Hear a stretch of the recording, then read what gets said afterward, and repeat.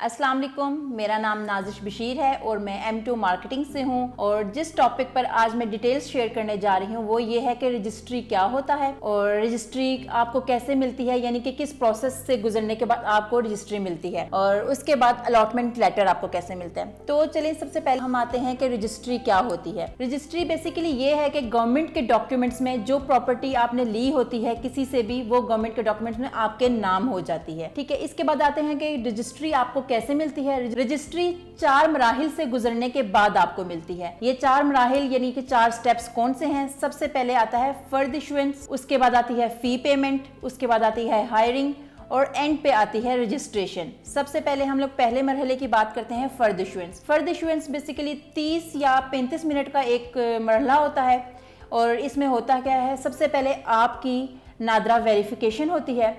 Second number पे जो land का ऑनर होता है यानी कि ज़मीन होल्डर होता है उसकी कंप्लीट डिटेल्स चेक की जाती हैं कि आया ज़मीन उसके नाम है भी या नहीं। उसके बाद आपको फ़ी चालान दिया जाता है, आप फीस सबमिट करवाते हैं, उसके बाद आपको फर्द इशू हो जाता है। ये तो हो गया पहला स्टेप। अब दूसरे स्टेप तरफ जाते हैं यानी कि फी पेमेंट। फी पेमेंट में क्या होता है, आप किसी भी कोर्ट जा सकते हैं या जो डिस्ट्रिक्ट ऑफिस होता है वहाँ जाते हैं तो वहाँ पर कंप्यूटर वर्कर बैठे होते हैं, वो आपको एक चालान फॉर्म देते हैं जिसमें आपकी यानी कि ज़मीन की डिटेल्स होती हैं और उसमें आपकी फ़ी की डिटेल्स होती हैं। वो जाके आप बैंक में जमा करवाएंगे। जैसे ही बैंक में जमा करवाएंगे तो वो आपको एक स्टाम्प पेपर देगा, कंप्यूटराइज स्टाम्प पेपर होता है। बेसिकली जो कंप्यूटराइज स्टाम्प पेपर होता क्या है, ये आपकी एक किस्म का प्रूफ होता है कि आप अपनी सारी फीस सबमिट करवा चुके हैं। थर्ड स्टेप है हायरिंग। हायरिंग में होता क्या है, आप किसी भी स्टाम्प वेंडर के पास जाते हैं या लॉयर के पास जाते हैं, वहाँ जाके आप स्टाम्प लिखवाते हैं।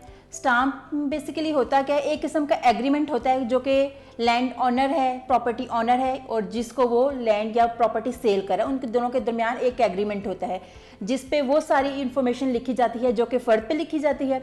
वो सारी इन्फॉर्मेशन इस पे भी लिखते हैं और उसके अलावा आप इसमें एग्रीमेंट जो करते हैं उसमें जो जो बातें वो एक दूसरे से एग्रीमेंट में करना चाह रहे होते हैं वो इस पे लिखी जाती हैं।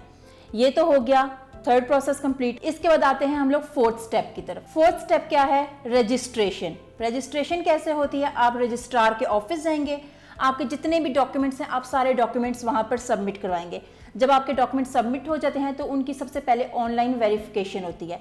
फिर जो आपका फर्द होता है यानी कि उसकी ऑनलाइन वेरिफिकेशन होती है और उसको स्कैन करके वो आपके डॉक्यूमेंट्स को अपने पास रखते हैं। जब वो डॉक्यूमेंट्स को अपने पास रखेंगे उसके बाद उसके बदले में आपको एक रिसिप्ट देते हैं, छोटी सी एक पर्ची देते हैं।